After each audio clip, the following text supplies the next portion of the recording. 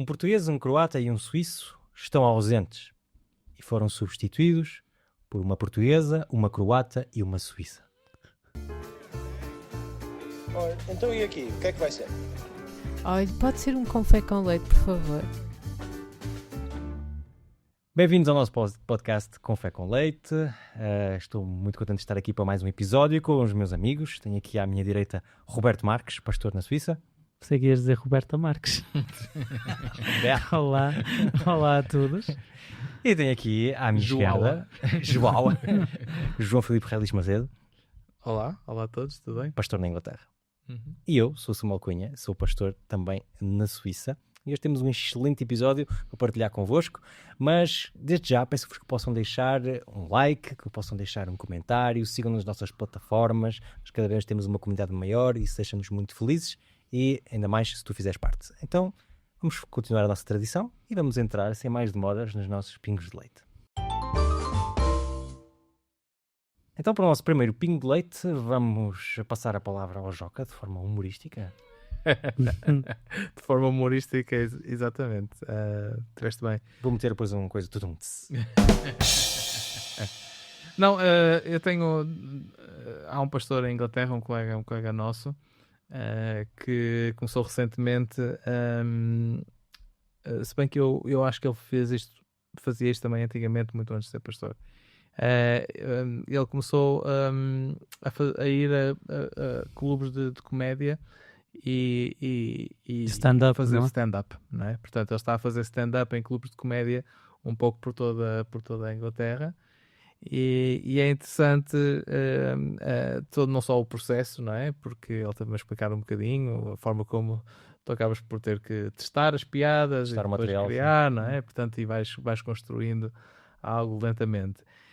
Mas para mim é interessante porque nós normalmente temos uma ideia sobre o humor muito negativa dentro da Igreja Adventista, e ver um pastor que começou, entre aspas, a ser comediante agora, não é? Acho que é algo positivo, porque ele consegue tocar aquelas pessoas que estão lá normalmente nestes clubes de comédia e que frequentam, de uma forma que se calhar mais ninguém consegue, não é? E nós sabemos que vivemos numa sociedade onde são os comediantes quase os novos grandes pregadores, não é? Portanto, que enchem estádios, que conseguem realmente criar ali um certo grupo de seguidores. Ter alguém dentro da nossa igreja a fazer isto e conseguir alcançar pessoas de fora, claramente ele é muito claro a dizer que é um pastor. O material que ele utiliza, por exemplo, ele não utiliza palavrões, embora eu não perceba porquê. Mas ele não utiliza palavrões, o material dele é ligeiramente diferente e foca-se também um bocadinho naquelas coisas engraçadas que às vezes acontecem na vida de um pastor também, não é? E por isso há claramente um sabor distinto na comédia dele, que acho interessante. Realmente conseguir passar isso para pessoas que se calhar não têm de nenhuma outra forma qualquer tipo de contacto com a igreja ou com o pastor. Por isso fica aqui o desafio. Eu lembro de New Bold pensar às vezes em organizar algumas noites de comédias para nós estudantes de teologia. Portanto, fica o desafio para eventualmente, para quem sentir inspirado a fazê-lo, para avançar. Há um stand-up cristão, não é? Stand-up cristão. Há um pastor a fazer stand-up cristão em Inglaterra. Que bom teres partilhado isso connosco. E tu, Roberto, o que é que tu achas? Tu ias a um espetáculo de stand-up cristão? Eu não vou a espetáculo stand-up normal, por isso talvez, não sei. Se um dia tiver a ocasião, porque não? Acho interessante. E depois eu acho que aquilo que pode ser também interessante é que as técnicas que às vezes são usadas por os comediantes para agarrar a atenção e tudo mais, pode ter ali uma sinergia interessante para as pregações dele. Acho que isso também depende muito do estilo. Não seria propriamente o meu estilo. E depois também é verdade que há várias formas de integrar o humor dentro das pregações. Acho que também depende muito do público-alvo, mas acho que o facto de ele ter esse exercício com um público que em certos aspectos se calhar é mais rigoroso do que às vezes os membros de igreja, não é? Sobretudo na parte da comunicação e de como comunicar e captar a atenção, acho que pode ser interessante para ele como um complemento Obrigado, Roberto. Vocês roubaram-me basicamente tudo aquilo que eu gostaria de dizer sobre o assunto, mas vou, como se diz em francês, rebondir naquilo que vocês disseram, que é, eu acho que nas faculdades de Teologia, em Teologia Prática, devia-se estudar o discurso humorístico para a organização de pregação, porque o discurso humorístico tem uma coisa importantíssima para a pregação, que é guardar a atenção do público do princípio até ao fim. Sim. E muitas vezes isso não é ensinado e as pessoas depois acabam por ter pastores nas igrejas que dizem coisas muito acertadas, mas que não prendem a atenção. E a atenção é uma coisa super, super importante a conseguir numa pregação, por isso tem esse pormenor que eu gostava de dizer e, claro, eu sou um grande fã do humor, por isso fico muito feliz que alguém tenha tido essa maravilhosa ideia e que não tenha só tido a ideia e consiga concretizá-la. Isso é fantástico. Muito obrigado, Joca, por teres-nos trazido esse tema. E agora passamos para o Roberto, que vai-nos falar sobre o Luís Boa Morte. Não, só vou falar de morte. Passamos do humor para a morte. Boa Morte. Vamos ver. Eu tenho muitos problemas. A palavra. Sim. Então eu tive um caso que nunca me tinha acontecido, que foi eu fui visitar há cerca de um mês uma irmã da igreja que já estava num lar de idosos e passado algumas semanas, 3 semanas acho eu, recebo uma chamada daquele que era o capelão daquela instituição para me avisar que a minha membra de igreja, não é? A irmã, tinha decidido que queria morrer por eutanásia, que é permitido aqui na Suíça, que tem relativa longa tradição nisso, que tem associações que são exclusivamente dedicadas a isso. E pronto, foi um exercício diferente e difícil, porque eu estive com ela e ela não me falou zero. E tendo em conta o procedimento aqui na Suíça, isto é uma decisão que demora meses, desde o pedido inicial até ao ato final, é uma coisa que demora meses. Então, naquela altura, ela já tinha decidido, muito provavelmente já sabia quando é que era o dia, e ela não mencionou nada. É verdade que foi a primeira vez que eu a tinha ido visitar, tendo entrado há pouco tempo na igreja onde ela era membro, e todo este exercício foi em parte difícil, em parte um bocado perturbador para mim, sobretudo quando recebi a notícia. É verdade que a nossa igreja tem uma posição em que não é a favor, mas respeita a decisão das pessoas de não ter tratamento. Aqui nós estamos a falar de uma coisa um bocadinho mais além. Morte assistida. Então, habitualmente não é uma coisa que nós apoiamos, nem defendemos, mas que de alguma maneira aceitamos, visto que depois já é a decisão da pessoa, não é? E claro que nós não podemos ir contra a vontade da pessoa, sobretudo quando a lei o permite. Mas lá está, partilhar foi uma experiência a primeira. Sinceramente espero que seja a última. É difícil de lidar com isso. Pelo menos foi difícil para mim de lidar com isso como pastor.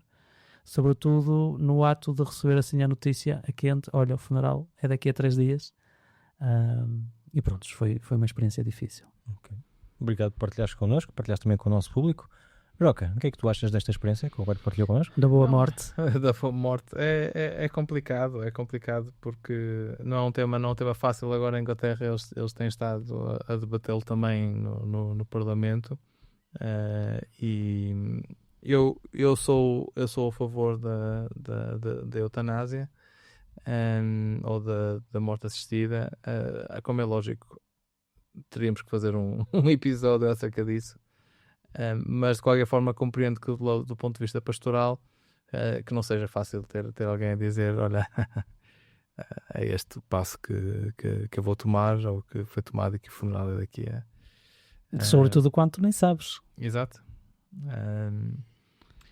Por isso é complicado do ponto de vista pastoral, é complicado lidar com essa questão. Por outro lado, é isso que nós somos chamados a fazer, tentar apoiar as pessoas também nos grandes momentos de transição, de vida, quer seja a apresentação de um bebê na igreja, quer seja o batismo, quer seja o casamento, e infelizmente também a morte. Essas 3 são bastante positivas e com as quais eu faço com muito gosto.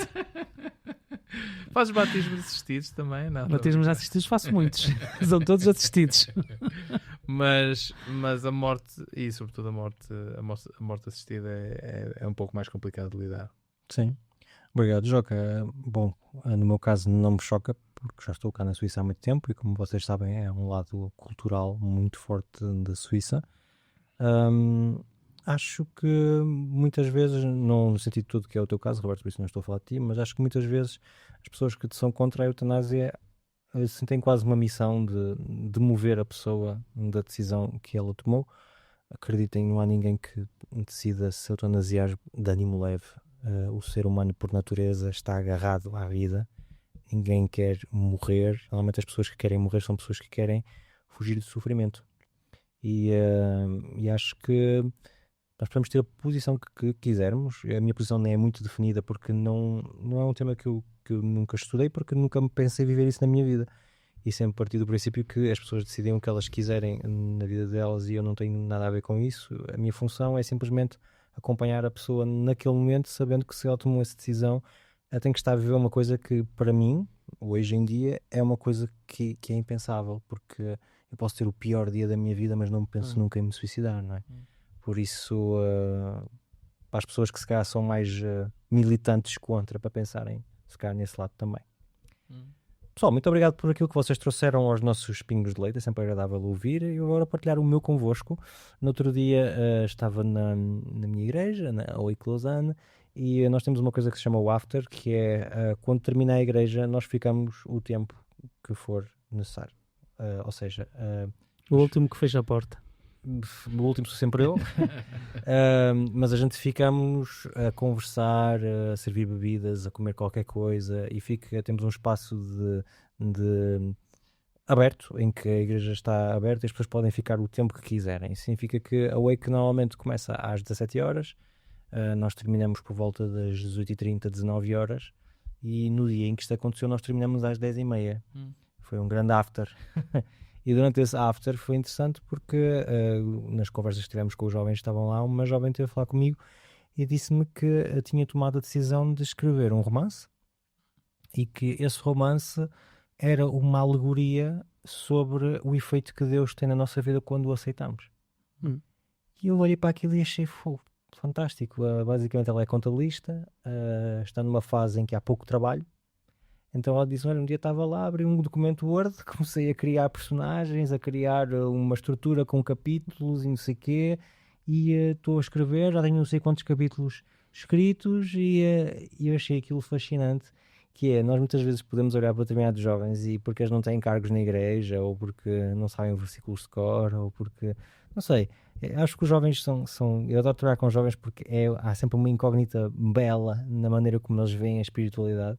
E para mim foi muito interessante ver uma ideia tão criativa, tão interessante, partir de uma jovem que sinceramente não estava assim muito à espera. Ficaste surpreendido, sim.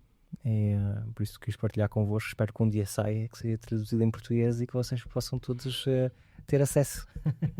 E nessa altura vais dizer, atenção. Lembra-se no Café com Leite? Lembra-se Não, do eu disse fácil. logo, se tu estiveres de acordo, a apresentação do teu livro será na Wake. Nós damos-te o espaço, fazemos tudo para que tu possas ter a melhor apresentação do livro da tua vida. Vamos ver. Sim. Joca, o que é que tu achas desta ideia? Eu acho excelente. Eu pessoalmente já Bem, obrigado. tentei. E em Inglaterra pode fazer em St. Albans a apresentação do livro também. Exatamente. Se for traduzir para o inglês, pode ser. E quando for traduzir para o português, falas com o Roberto, que ele tem contactos lá.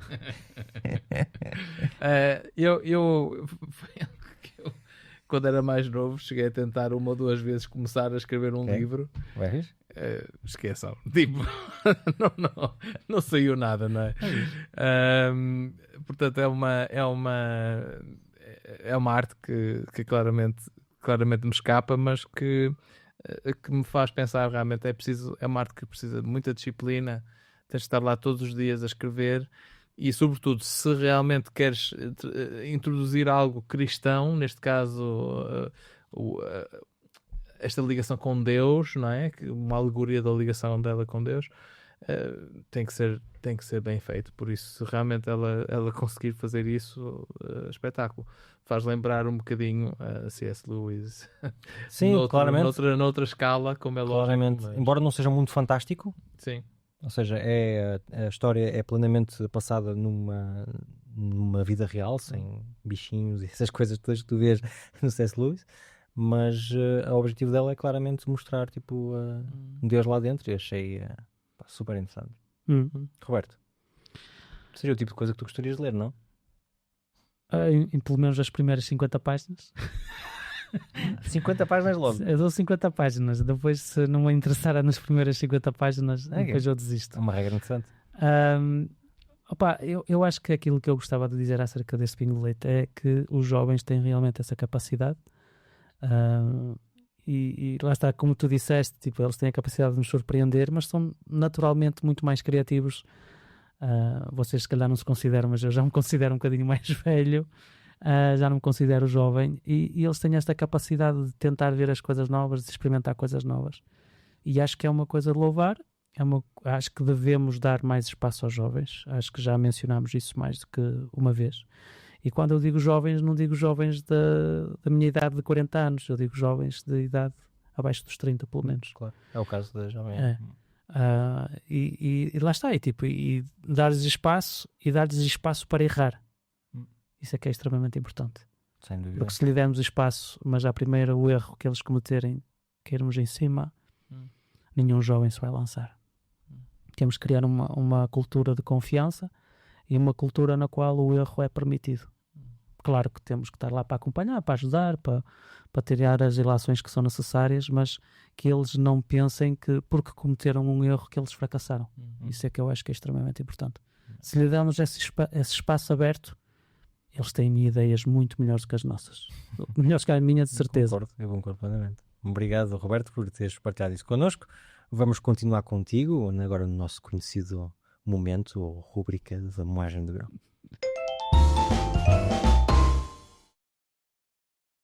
Hoje eu gostaria de falar acerca das mulheres no Adventismo, é o tema que nós vamos abordar, e eu gostava de mudar um bocadinho o formato com que nós fazemos normalmente. Eu gostava, sobretudo, que nós pudéssemos mencionar 3 casos distintos de mulheres no Adventismo que tiveram um papel importante, importante a nível local, mas também importante a nível da Igreja do ponto de vista mais global, e sobretudo de espaços um bocadinho diferentes daqueles que estamos habituados. Ellen White é se calhar um caso clássico na nossa Igreja quando falamos de mulheres no Adventismo, mas eu gostava de falarmos de outras mulheres. Por exemplo, Anna Knight, que nasceu em 1874, faleceu em 1972, relativamente recente.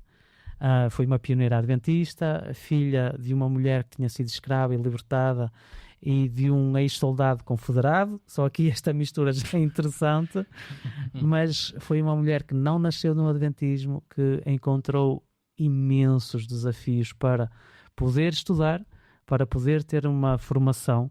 E a verdade é que ela é uma das primeiras mulheres afro-americanas a ser enfermeira nos Estados Unidos, formada numa escola adventista, e isto sim é, sem sombra de dúvidas, a primeira mulher afro-americana missionária enviada por uma igreja, por uma instituição religiosa. Uma mulher adventista.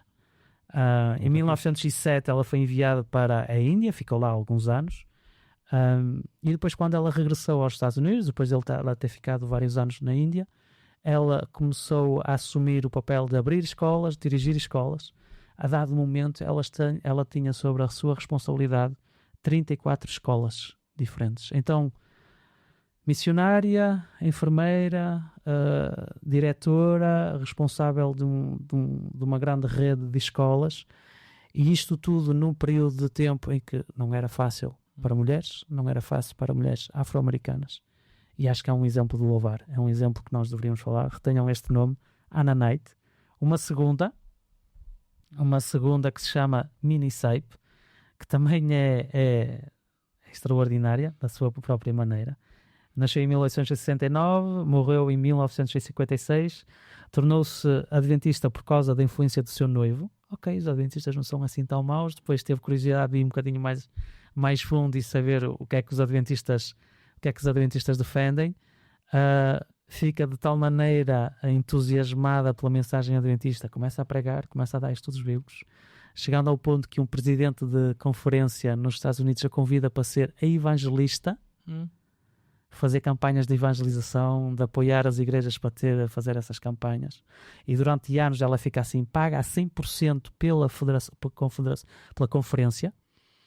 E isto nos anos 1900 e qualquer coisa, final do século XIX, início do século XX. Centenas de pessoas que foram batizadas graças às campanhas que ela preparou, que ela pregou um trabalho imenso. Depois teve também trabalho da administração, sobretudo relacionado com um departamento específico. Então, finalmente, ela trabalhou cerca de 54 anos para a obra, abriu dezenas de igrejas. Por causa dela, centenas de pessoas foram convertidas. Terceiro caso, um bocadinho mais moderno, Aoyaji, pronunciei isto terrivelmente mal, por isso se alguém puder corrigir, faça-no na caixa de mensagens. É uma pastora atual, ela é pastora agora, na China. Ela começou o seu ministério nos anos 80 na sala de um apartamento com uma dezena de pessoas. Hoje em dia ela tem a maior igreja, uma das maiores igrejas adventistas, se não me engano.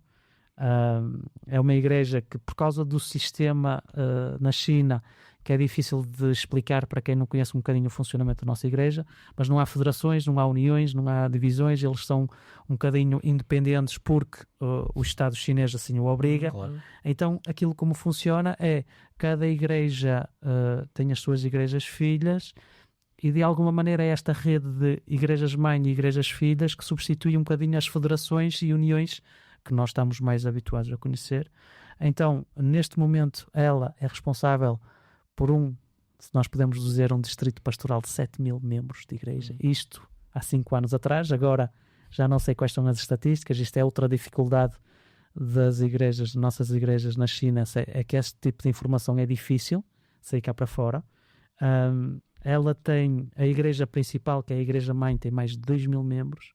Ela tem mais de uma centena de pastores, 140 pastores e obreiros bíblicos que estão sob a responsabilidade dela. E lá está. E eles contabilizam que desde o início até agora eles são diretamente responsáveis por 8.000 batismos. Fora as transferências e outras coisas, não é? É alucinante. Mas eles são diretamente responsáveis por 8.000 batismos, e estamos a falar de um período de tempo de 40 anos, vamos dizer assim. E depois, para cada um destes exemplos, eu acho que nos mostra bem a força e a importância que as mulheres tiveram, historicamente, têm ainda na nossa igreja. Eu gostava de vos colocar algumas perguntas. Não hesitem a usar estes exemplos também como referências, mas também não hesitem a falar de outras questões que vos pareçam pertinentes. Então, nós vemos que historicamente a Igreja Adventista teve este forte ímpeto e não é só reduzido às mulheres, mesmo a pessoas de cor. Ok, tu tens talento, tu tens capacidades, nós apostamos em ti, nós confiamos em ti. Damos-te missão, damos-te o dinheiro que tu necessitas para avançar e damos-te campo livre. E, não sei se concordam comigo ou não, parece que esta tendência foi-se perdendo um bocadinho, nomeadamente em relação às mulheres. Acho que em termos de aspectos raciais a nossa igreja progrediu bastante nesse aspecto. E a pergunta que eu gostava de colocar: será que a perda deste ímpeto de dar oportunidades iguais a todas as pessoas se perdeu um bocadinho pela excessiva institucionalização da nossa igreja? Quer dizer, tornar-nos uma máquina burocrática tão grande que é difícil em apostar às vezes em pessoas que, ok, não é propriamente o perfil exato, mas parece que tem aqui talento, parece que tem capacidades, vamos apostar nela e vamos mandá-la. Como fizeram, por exemplo, com a Anna Knight. Ok, primeira é enfermeira, é verdade, é afro-americana, nunca nenhuma igreja, não é só a igreja adventista, nunca nenhuma igreja cristã tinha enviado uma missionária afro-americana, não é, neste caso. Ok, ela tem capacidades, vamos apostar nela. Tem 20 anos, não interessa. Vais, damos-te campo livre, trabalha, faz o teu melhor. Será que é a excessiva institucionalização da nossa igreja que impede que hoje, da mesma maneira, estejamos dispostos a correr riscos desta maneira? Talvez haja um elemento disso. Uma das coisas que não mencionei quando nós temos o nosso episódio sobre a ordenação das mulheres. Está aqui há meses atrás, não é? Há muitos meses atrás. Não sei se vocês ainda se lembram ou não. Vagamente. mas foi que a China é realmente um dos sítios em que esta questão da ordenação das mulheres tem sido mais complicada, porque precisamente devido às especificidades do país e à forma específica como a Igreja Adventista trabalha lá, não só é importante que as mulheres tenham a capacidade de liderar igrejas, mas também tipo estas estruturas que tu estavas a mencionar. E por isso talvez, por exemplo, se olhares para este caso específico, está bem que é alguém que está ainda no ativo, que ainda está vivo, etc, etc.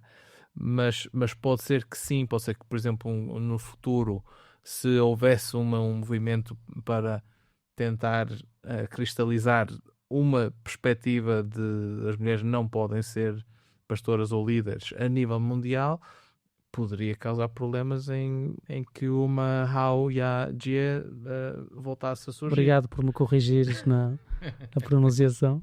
Eu também estou completamente fora de como é que se pronuncia o nome, não é? Mas portanto, é possível que em determinados momentos, sim, que uma institucionalização demasiada da Igreja tenha causado alguma perda de ímpeto. Dito isto, nós continuamos também a ser ainda uma Igreja muito diversa, com trabalho completamente diferente em diferentes partes do mundo, com pessoas a apostarem em pastores portugueses na Suíça para fazer projetos em Lausanne, por exemplo. Por isso, não sei se perdemos completamente o ímpeto. Agora pode estar eventualmente um bocadinho institucionalizado. Sim. E tu, Samuel, o que é que tu achas? Eu acho que a Igreja institucionalizou a evangelização. Ok. Ou seja, hoje em dia, para tu fazeres um projeto, tens que fazer passar por uma coisa, para poder buscar os fundos, para a pessoa ser paga, não sei o que mais. Quando eu leio a história da Igreja Adventista em Portugal, dá-me uma sensação que as pessoas avançavam muito mais por convicção espiritual, por chamado, do que propriamente por indicação de cima. O que, de uma certa forma, favorizava determinadas pessoas com determinados perfis. E nesses perfis existiam mulheres, mesmo na história de Portugal. Adventista, por exemplo, acho que se calhar vocês já ouviram falar da Maria Augusta Pires, que é uma senhora que eu adoraria que existisse uma biografia clara de exatamente aquilo que ela fez, mas que quando vocês começam a ler revistas adventistas do passado, é uma pessoa não omnipresente, mas bastante presente. Não só porque muitas vezes era ela que redigia as notícias que iam lá para dentro, mas porque se vê um comprometimento com o evangelismo do género, ok, era mulher de pastor, eu sinto vamos fazer isto, depois foi com a portura também, vamos fazer isto, vamos para ali, e havia uma certa liberdade, a liberdade que tu descreveste, que é interessante na China, que permitia que determinadas pessoas pudessem ir em determinadas direções. É importante dizer uma coisa que é, homens e mulheres, há pessoas que não têm paciência para esperar. Há muita gente que não tem paciência para esperar que se desbloqueie lá em cima. Quantas pessoas eu já vi com ideias fantásticas? Eu tive um casal numa igreja, que era sobretudo por acaso a mulher que estava a puxar as coisas. Tinha uma ideia fantástica, infelizmente eu não posso partilhar convosco, porque eles prometeram-me nunca de não propagar o conceito, porque eles não queriam que o conceito fosse copiado, mas e eles que vão lançá-lo sem a Igreja Adventista. Mas é um conceito muito bom mesmo, de igreja, só que são pessoas que são tão comandadas pelo Espírito, são tão elétrons livres na maneira de funcionar, que veem como um impedimento à ação de Deus o passar às esferas de agora alguém vai ter que decidir e não sei o que mais. E acho que isso bloqueia. Tu ganhas coisas com a complexidade da igreja, claramente, ganhas, mas perdes muita coisa também. Que quando tens igrejas simples como a da China, tu podes simplesmente ter uma ideia, avançar e fazer.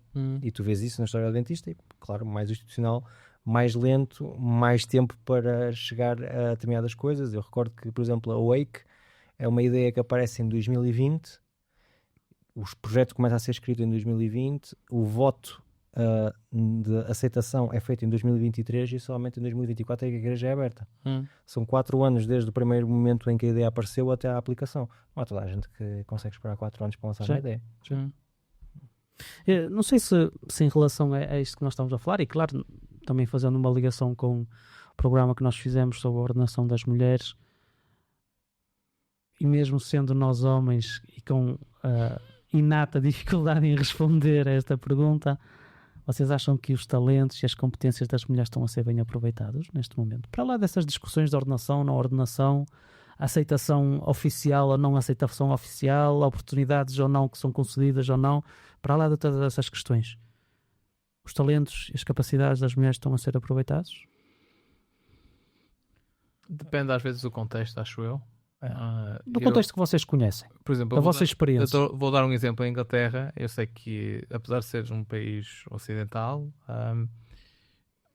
sei que há muitas mulheres que tiveram experiências completamente negativas que as fizeram sair do ministério, infelizmente. Tenho histórias também assim, na Europa. E por isso, essa questão é uma questão que para mim quer dizer, é uma tragédia, no fundo.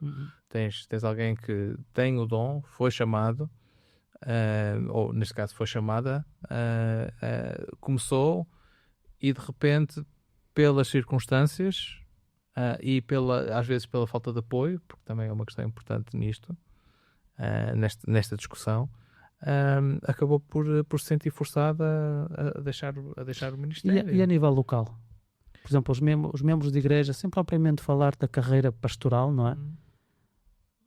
As mulheres que fazem parte da nossa igreja, nas nossas igrejas locais, os seus dons, os seus talentos, as suas competências estão a ser bem aproveitados? O que é que vocês acham? E eu, da experiência que tenho das minhas igrejas, tenho vontade de dizer que sim. Não sei se elas fossem confrontadas com esta questão, se responderiam a mesma coisa. Sim, claro. Mas em todas as igrejas que eu tive, desde que sou pastor, tinhas muito mais mulheres comprometidas com a igreja do que homens. Muito mais. Eu, para teres ideia, E o facto de ser mulher nunca foi impedimento para esse engajamento com a igreja local, ou com projetos, ou com iniciativas? Eu tive várias igrejas, pelo menos 2 estão a vir à mente, em que eu só tinha anciãs, não tinha anciãos. Ou seja, tive um conselho de igreja que era só eu e outro homem, que éramos homens, o resto era tudo mulheres. Por isso dá-me a sensação, nos contextos onde eu tive, que sim, os dons são claramente valorizados, sim. Nós estamos na Suíça, isso. Claro, cada território é diferente. Sim. Joca, querias acrescentar mais qualquer coisa? Eu queria acrescentar, queria dizer que concordo contigo na minha experiência em Inglaterra, por exemplo. Sinto que as minhas igrejas dão espaço e que não é só tipo... Porque muitas vezes entras um bocadinho naquela questão das mulheres, podem ser professoras da escola sabatina das crianças, podem ser fazer a decoração da equipa da categorizadas. Sim, pronto. E apesar de mesmo em St. Albans não temos homens na equipa das flores, o que é uma tragédia. Parece-me fazer uma pregação acerca do assunto. Tem que fazer uma pregação acerca do assunto. Parece-me que nós temos bastantes mulheres na liderança, temos um bom equilíbrio, mas talvez até um bocadinho mais de mulheres na liderança, desde a adoração até, neste caso, a nossa primeira diaconisa, mas que trata de diáconos. Tive exatamente o mesmo caso também. Ou seja, o chefe dos diáconos era uma mulher. Portanto, exatamente. Neste caso foi também uma questão prática. Precisávamos de alguém e não era evidente que houvesse alguém que pudesse tomar conta desse cargo. Enfim, questões sociais, ou seja, a organização de eventos sociais, etc. Comunicação, tudo, equipas que estão bastante recheadas de mulheres na minha igreja. No entanto, eu lembro-me também da minha experiência na Croácia, onde nós tínhamos que fazer um esforço grande para ter um equilíbrio entre homens e mulheres. E foi algo que nós sempre tentamos, eu e a Doroteia, nas nossas nomeações. Foi, em primeiro lugar, os comitês de preparação, a comissão preparatória, depois a comissão de nomeações, dizer equilíbrio, ok? Ok, querem 7, então tipo 3, 4, divisão 3, 4. E nós fazíamos o esforço para tentar fazer com que as pessoas se sentissem realmente representadas e que tivessem acesso a posições de liderança. Mas não foi fácil. Uma coisa que gostava de acrescentar, Joca, eu acho que hoje em dia, nas igrejas, pelo menos onde eu passei, em que há este esforço que o Joca falou, de ter igual género, nós tínhamos que fazer mais esforço para ter homens do que propriamente para ter mulheres. Ou seja, o equilíbrio não era, não, vamos meter mulheres, é exatamente o contrário. Espera aí, que isto é só mulheres, temos que também ter alguns homens. E isto é claramente pelo facto de, hoje em dia nas igrejas, haver muito mais comprometimento com a missão feminino do que o masculino, pelo menos aqui na minha experiência. Ok. Como é que era a tua experiência? Como é que foi a tua experiência em Portugal? E na França já agora? A minha experiência em França e em Portugal foi muito semelhante à vossa. Mais mulheres, então? Não, nunca tive propriamente esse problema de ok, tenho que arranjar homens para pôr aqui. Era bastante equilibrado. Naturalmente as pessoas tentavam encontrar esse equilíbrio, por isso nunca foi uma questão muito grave nesse sentido, mas no sentido em que eu digo que é igual, no sentido em que as mulheres podiam desempenhar os seus ministérios conforme elas, do lado delas, elas sentiam essa inclinação, e da parte da igreja que reconhecia esses dons, quer fosse de liderança, quer fosse de diaconato, quer fosse de outra coisa qualquer. E eu acho que isto é um ponto que, historicamente, mesmo na nossa igreja, acho que é importante sublinhar a questão da ordenação das mulheres, não é? E nomeadamente para o pastorado, claro que é uma questão a discutir, é uma questão que vai permanecer, como já tivemos a ocasião de falar nisso, mas isso não é impedimento para nada. Quando Deus abre o caminho, não são homens que impedem. E depois eu acho que nós temos aqui exemplos claros disso, não é? Tipo, tanto mais antigos como mais recentes, em que mulheres convictas do chamado de Deus, não é? E claro que tiveram desafios, não podemos esperar que isto aqui foi tudo, isto não teve problema nenhum, não teve dificuldade nenhuma, foi tudo a cada dia, eu acordava desejosa de começar o dia. Não, claro que toda a gente tem momentos mais desafiadores do que outros, mas isso não foi impedimento para se fazer o trabalho que Deus as tinha feito para chamar. Em relação às mulheres pastoras, claro que elas têm um desafio maior, e é por isso que eu acho que a questão de apresentarmos estas mulheres é de tal maneira relevante. Não era mais desafiador que estas mulheres. Nenhuma mulher hoje em dia vai encontrar um contexto mais difícil do que estes exemplos que eu acabei de sublinhar, e isso não foi impedimento para elas. Claro que eu falo de uma posição de conforto, relativo conforto, de privilégio, mas gostava de partilhar essa convicção, que é profunda, mas claro. Não, eu queria só acrescentar outro aspecto que eu não mencionei quando falamos sobre a ordenação, é que naquela Conferência Geral de 1990 em Indianápolis, é a conferência que limita a ordenação das mulheres pela primeira vez para o Ministério Pastoral, mas é a conferência também que abre pela primeira vez a ordenação das diaconisas. Porquê? Porque havia no manual da igreja uma frase que literalmente dizia, apesar de na Bíblia não conseguimos ver nenhum argumento a favor ou contra a ordenação de mulheres, ou seja, não há provas na Bíblia de que isso fosse prática da igreja cristã, a prática na igreja adventista é não ordenar as mulheres diaconisas, ou seja, portanto, só para dar aqui um bocadinho de uma perspectiva ligeiramente diferente, que durante uma boa parte da nossa história havia mulheres cujo reconhecimento do dom ao mesmo nível, pelo menos, dos homens, no sentido de que eras uma diaconisa ordenada, não era possível porque havia literalmente uma frase lá, ou seja, mesmo este desenvolvimento é relativamente recente. E sabemos, para além disso, que, por exemplo, na divisão de sul-americana, só recentemente, apesar de, mais uma vez, as mulheres, mesmo antes de 90, mulheres anciãs podiam ser ordenadas, só recentemente é que a divisão sul-americana finalmente votou que mulheres anciãs podem ser ordenadas no território. Dentro do território desses. Portanto, há determinadas... Só para dar aqui uma perspectiva ligeiramente diferente da nossa, houve determinadas decisões na história da Igreja que, infelizmente, impediram esse reconhecimento dos dons que as pessoas têm ao mesmo nível da Igreja local. E esse é o ponto que eu queria chegar. O reconhecimento, sim, mas isso não é impedimento, acredito eu. Deixem na caixa de comentários o vosso comentário, sobretudo os nossos ouvintes, se calhar, do Brasil. Será que isso foi mesmo um impedimento para que elas pudessem se investir na sua missão de desbravar o seu próprio caminho, quer tivessem a aprovação da Igreja, o reconhecimento da Igreja ou não?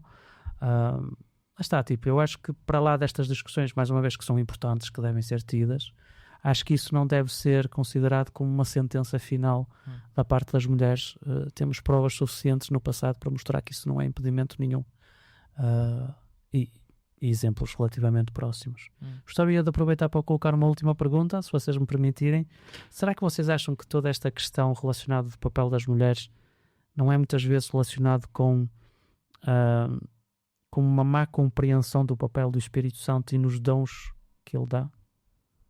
Quer dizer que se calhar o problema de base começa aí. Qual é a função do Espírito? Porque é que ele dá dons?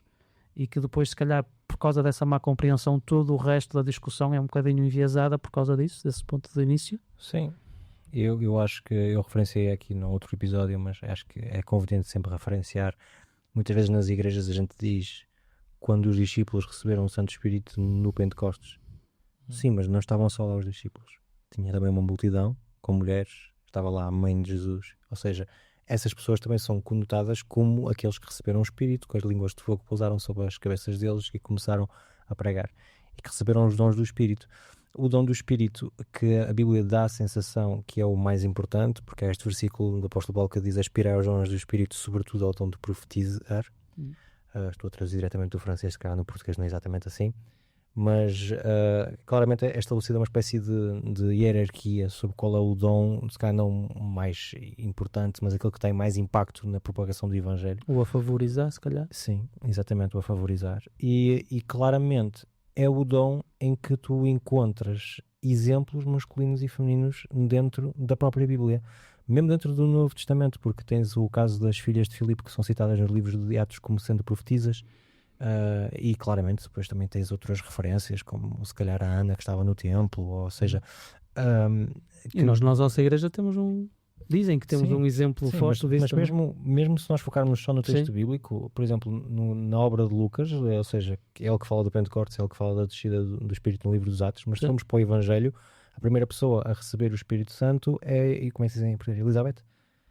A mãe de João Batista, ou seja...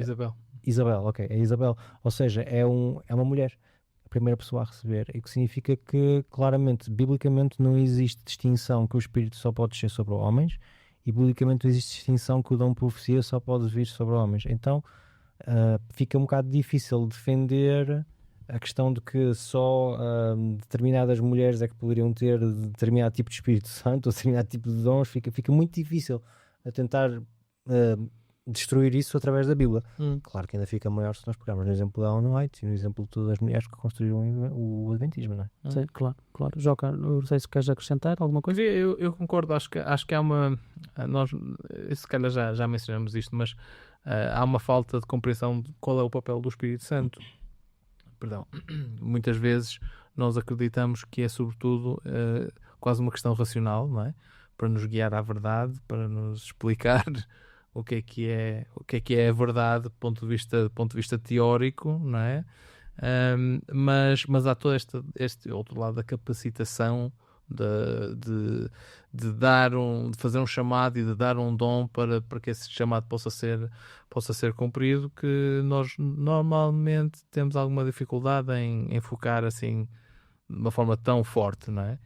E sobretudo quando depois entram aqui outras questões como nós já mencionamos, ligadas com ordenações, não ordenações da mulher, etc., leva a uma falta de reconhecimento de pessoas que se calhar eram mais do que perfeitamente capacitadas para levar aquela missão em particular adiante, e acabam por não ser. Por isso, sim, no fundo esta base da incompreensão do Espírito Santo acho que leva pelo menos parcialmente a este problema. Eu gostava se calhar só de acrescentar isto, se calhar para aquela jovem que nos ouve ou aquela mulher que nos ouve que se calhar está a lutar um bocadinho com esta questão.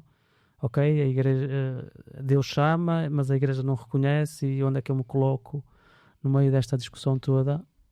E aquilo que eu vou dizer se calhar vai ser um bocadinho constrangedor, não sei se é a palavra correta, mas acredito que é melhor, que é: se Deus te chamar, porque é que precisas de ouvir a pessoas? Porque é que precisas de procurar validação de pessoas?